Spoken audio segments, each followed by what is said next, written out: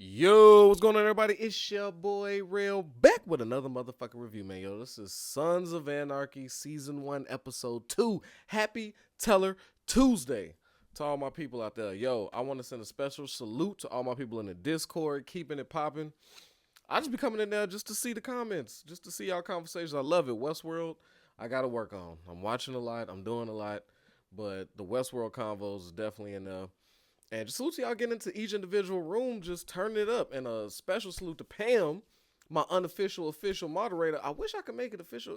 It's no way I could give you control, Pam, without give you the whole thing. But I would if I could. But salute to you. Shout out to everybody listening on Apple Podcasts and Spotify, holding your boy down from afar. Fuck with y'all. But anyway, man, let's get into it. All right, now. For Teller Tuesday, we got episode 2. This one, I'm going to have to rank probably another. I'm going to have to give it a 10 out of 10. I really like this episode. I liked it for several reasons. One, we get more information on characters. For instance, there were some characters that wasn't touched on in episode 1 that we get to learn about in 2. So we get us a Chibs. We get to know about the heavy Irish accent speaking guy, right? We see now that he's a cowboy. He's with the bullshit. He's pulling his gun now, ready to shoot police. He's with whatever. But he looked like a reasonable man in episode 1 when they shot up the Mayans' warehouse. But he seems extra reckless in this one. You know what I'm saying? But fun reckless. But definitely down to catch a bite. Then we get more of the Tig, right? Tig was like a center point in this one. You don't know when to take him serious and when he's joking. He's that type of character. And it's almost scary because you never think he's joking. You laugh, but go, this nigga's dead ass. Like the whole, when they was trying to cover up, the two women apparently were the prostitutes that Tig filled with Tig juice. I was like, oh God, that's disgusting. But if they was to find out, they would somehow link it and then cause problems, even though, it just looked nasty. So unwanted attention on the club. Probably could have beat it, but they didn't need that type of energy. And one of his suggestions was, I'll just gut them and pour bleach in their stomach. I said, is he fucking around? But his face was like, no, he's very dead ass. So this is the type of characters we dealing with. And we learn more about Jenna. Now, Jenna was very interesting in episode 2.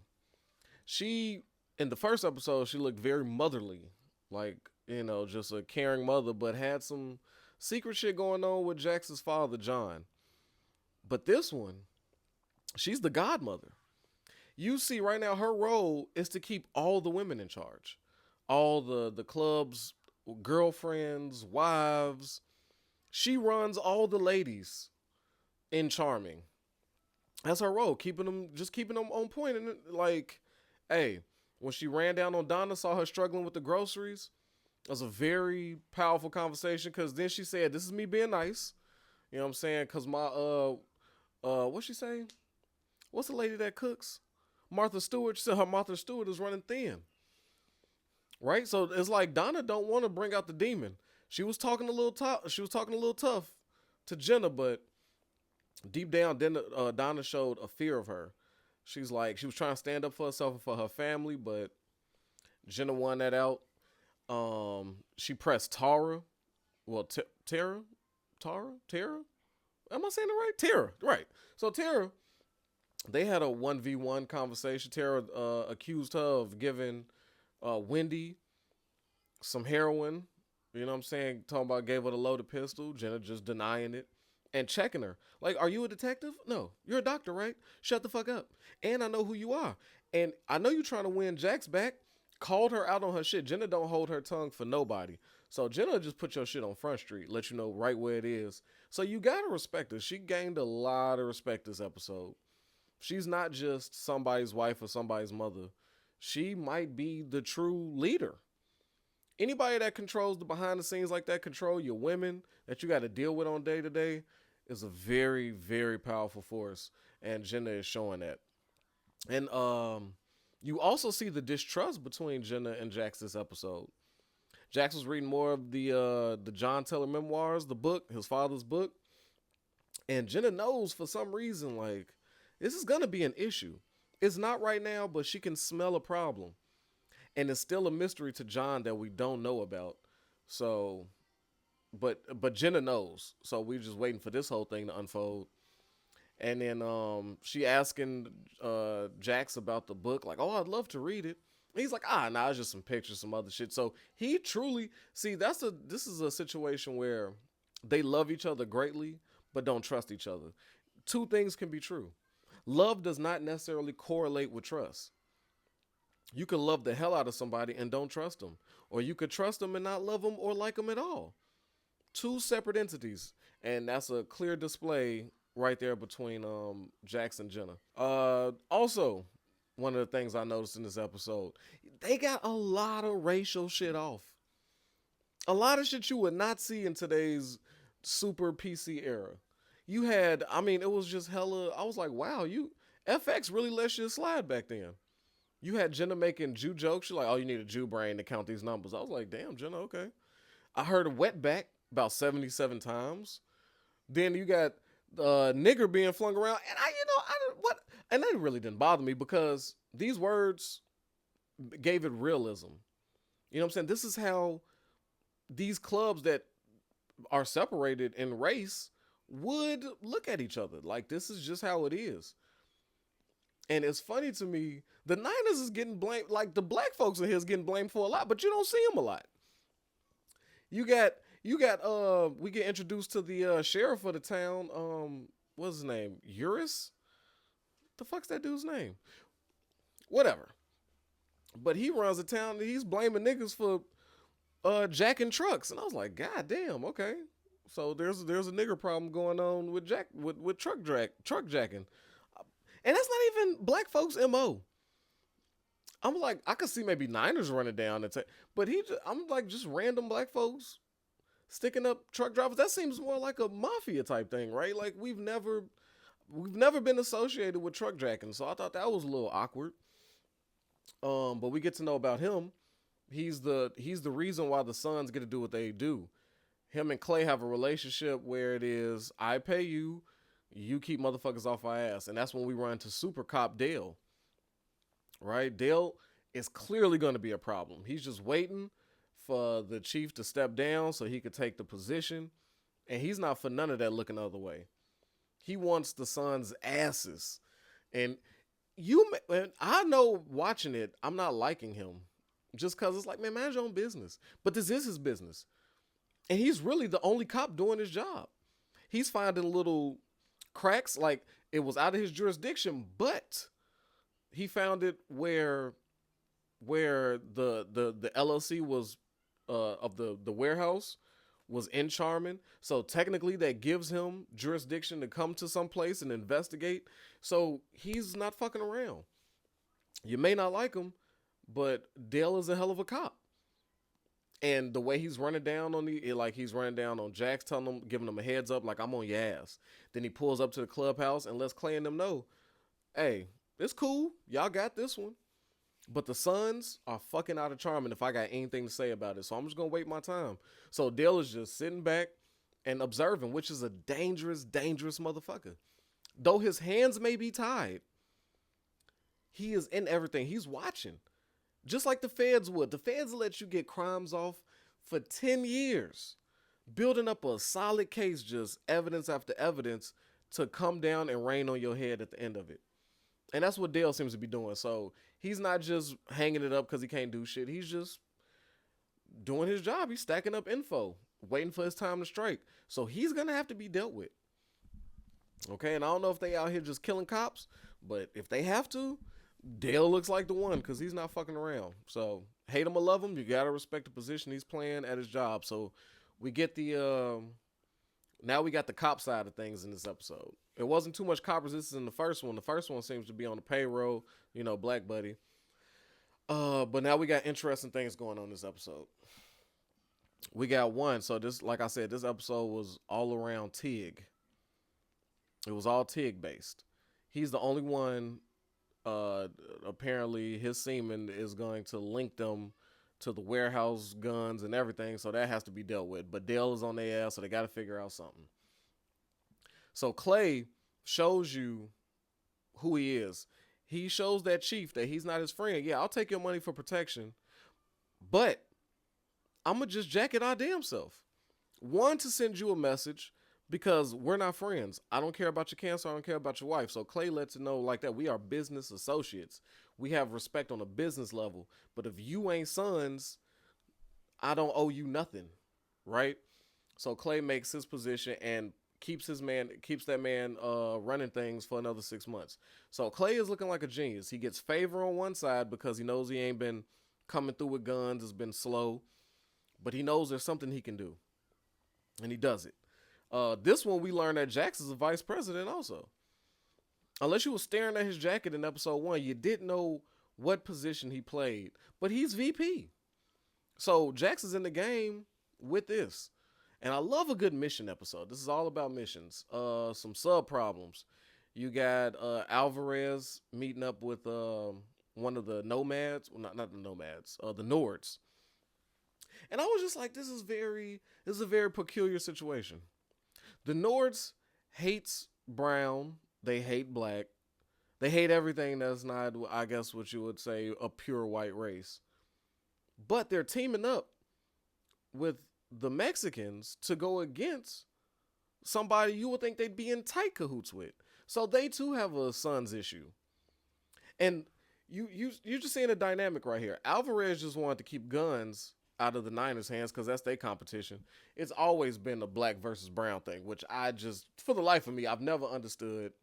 You know, it's more prevalent in West Coast culture, a little bit here in Chicago, but not so heavy as it is in other places. I just don't, I just never understood that. But there's always been on that, especially on the West Coast where they at. So it's a black and brown beef. So the Alvarez's clear motive is, I don't give a fuck about the Suns. I just don't want them giving guns to my ops. Makes sense. The Nords, the leader of that, now he's nervous. He's afraid. And I'm like, how is this relationship going to happen? Like, you know what I'm saying? He's disrespecting Alvarez, but at the same time asking for his help to get rid of some other white folks. So Alvarez shows his calm and his coolness. He's like, I understand what it is. You ain't got to like me. And that's business. I don't have to like you, but we could come together on a common thing just to get to the next level, even though we'll probably beef down the road. So it shows the professionalism of Alvarez, the nervousness of the Nords, and yeah. And the Suns, they don't give me a real racial vibe. They seem to just don't like everybody equally. And I guess it's what makes them still lovable. It's like they hate the Nords, they hate the Mayans, they hate the Niners. It's just kind of like, if you're just not a Sun, we ain't fucking with you. But we'll do business with anybody that is working with us. But, so you see more of the racial things in this episode. It was a real racially motivated episode. But you don't see no Niners. They didn't got blamed for a lot of things, and you only seen them one scene. Alvarez and them is the ones putting the work in. The Nords is the ones trying to take out Charmin. But somehow, it's the niggas issue too. And I'm just like, well, I don't get it. I need more Niners. If they come out with another, if it's a spinoff of Mayans introduced the Niners, or if they come back with the Suns, they need to bring me in. God damn it, somebody black got to represent. Because I'm like, if they gonna keep getting blamed for shit, niggas need to show up. I need to see more of them. But so they come up with a plan. Jax comes up with a plan to where not to drop bodies. So he shows that he's hot headed. We see that later on too. So we see Jax's main continuing issue in episode 1, but understandably, he ran down on one of the Nords, beat them close to death, stabbed him in the balls with a pool stick. His temper, once Jax has his mind on something, is over. But on the surface, he's calm, cool, collected, charming. He's the most charming dude and charming. But you fuck with him, and he's on one with you. He only sees red, but he comes up with a plan. So the plan is, we're going to get some dead bodies, planted as like a scene, so the police have to go investigate this, giving us time to go get rid of this, and we good to go. It doesn't have to be clean. It just got to be, it just needs to be a roadblock to give us some time. And because Clay and them was ready to go to war, right? They was ready to shoot shit up. Tig was ready to do whatever. He said he ain't going back to jail. He ain't getting questioned. Tig was ready to gut and bleach stomachs. So we know where he was on everything. Chibs is with the violence and the bullshit. But I liked how it was brains over bullets on the wall. And that's just what Jax pointed out. He was like, look, don't listen to me. Listen to the wall. Brains over bullets. This is another way to do this. And I also thought it was interesting. We get a weird character in Skeeter. Now we know how you can disappear bodies. Skeeter said, I'm in the Gamblers Anonymous. See, Jax's whole thing was dependent on being able to pay off some gambling debts for the funeral man. But when you get there, you find out he ain't even gambling no more. He's in the step process. He don't want the money. What he want Donna. He want his high school sweetheart he been trying to smash. Right? He just couldn't cross that path. And good old Jackson can make it happen for him. And I like that interaction. Jax, you learn more about Jax, right? He's going to get it done. If that means he's got to go kill himself, go, catch a body himself or put himself in the mix, he's willing to do it. And he's willing to whore himself out so he could get the job done. Donna comes in thinking she finna get her son from jail. I heard you wanted to talk to us. My favorite line of that whole thing was Jax coming out telling her, like, look, man, he don't even want the money. He just wants some sweet old Donna. He just want to smash. Do this for the club. I'm like, Shorty goes, I ain't no whore, Jax. The same sentence she says, I ain't no whore, is followed up by, okay, I'll fuck him if I can fuck you. I was like, you're not a whore, but you willing to take a dick to get a dick you don't want. That sounds very whorish. But Jax, hey, he's a man that aimed to please. Good deal. Good deal. So far, all things are in place. And then they go off and do the mission. And then we see when they off to go set up the crime scene after they get the bodies, they get cut off on the road, reasonably mad. They go stage a success. They had poor Half Sack. This prospect has been doing a lot. He wanted to impress the club.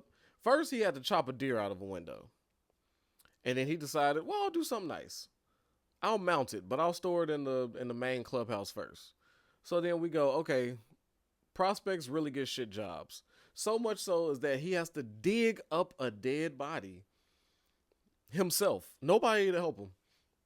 So Half Sack is really earning whatever patches to come his way at some point because he's had some shit jobs. I just wanted to point that out. Like when you see prospects, it felt like Half Sack is the most, like, the prospect you cared a lot for because of the work he's putting in and how dumb he is. Yeah, so then they get that mission. They as they setting that up, they get cut off on the road, like I said. And then we see the little side thing. This is what I think makes Sons so good. They're giving you a daily mission. They set up something for later. We know this John thing is something that's going to stick around. This Terra Gemma thing is something that's going to stay around. Don't got to be touched right now, but we're just going to plant little seeds. But in the meantime, they're doing a bunch of little outlaw missions, little outlaw things, daily, day-to-day things. Nothing that maybe tells the whole story, but gives you entertainment and gives you a sense of purpose each episode.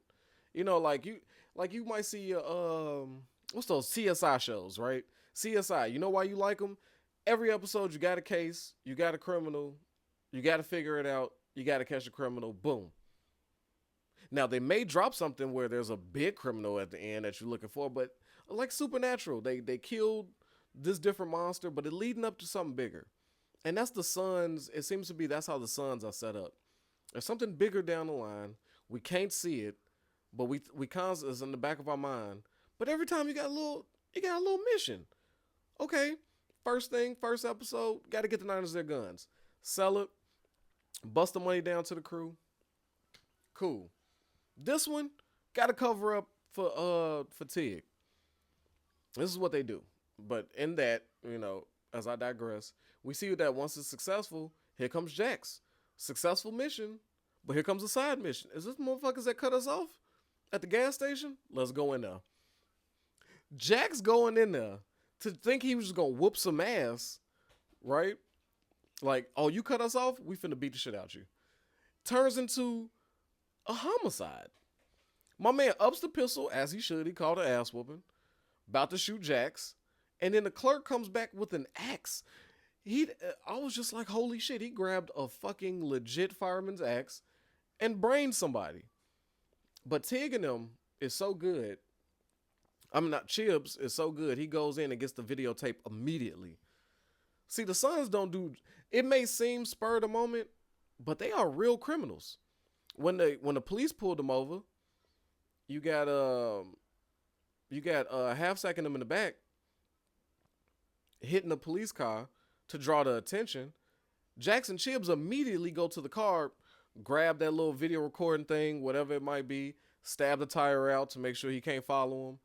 Then they go pick up the crew. Like everything they do, whether it's a big mission, small mission, they know the play. So we look at these are professional criminals, and that's what they show us in this one. But yeah, these side missions, Jackson's temper turned out to be a homicide when all he thought he was gonna do was catch an ass whooping. That could possibly be something to bite you in the ass later. So as I'm watching that, I'm thinking like, this is Jackson's downfall right here. His temper. What you think might be, okay, let me go whoop some ass, turns into a whole homicide you didn't plan, could have got you jammed up when you could have just rolled back home after a successful mission. Because the bigger picture. But I like that. I like the little sub things underneath. Also in this episode, we get to know more about Opie's issues with Donna, that Opie is constantly struggling with money. And now we see him coming closer and closer to the club.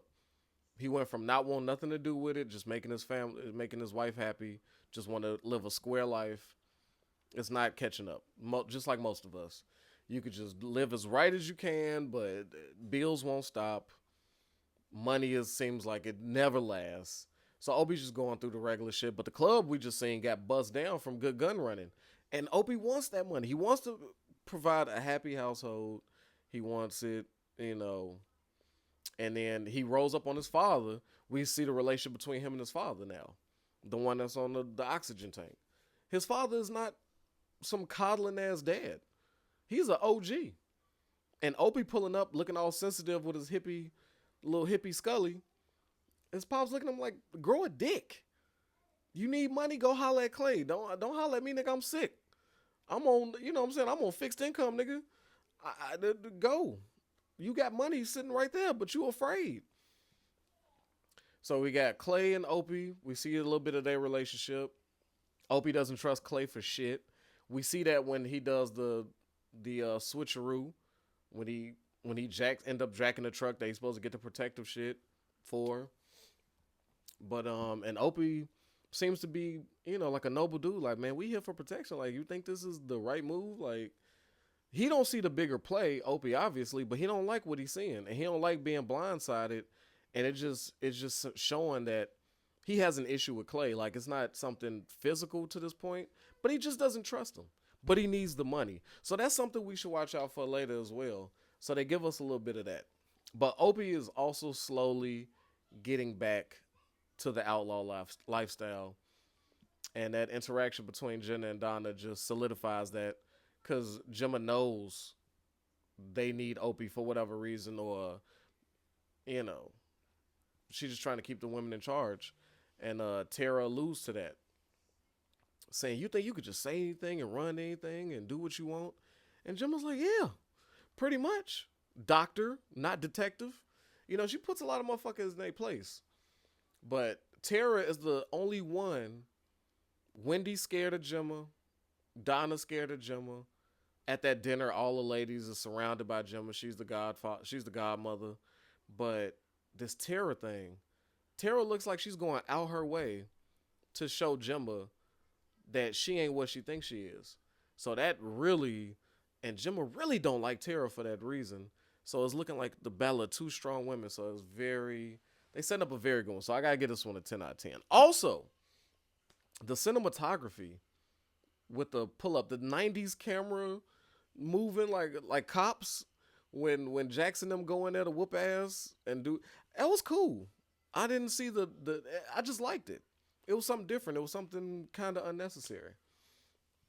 But as it seems, it was a successful mission. So what we get from episode 2 is we got the Mayans and the Nords teaming up to get Sam Crow out. So there's two people who want the sons out of Charmin. The Nords and Dale the cop. Now they know about the Nords, and I guess they put them to the side because they got immediate issues they need to deal with. And Clay alludes to, excuse me, future money problems.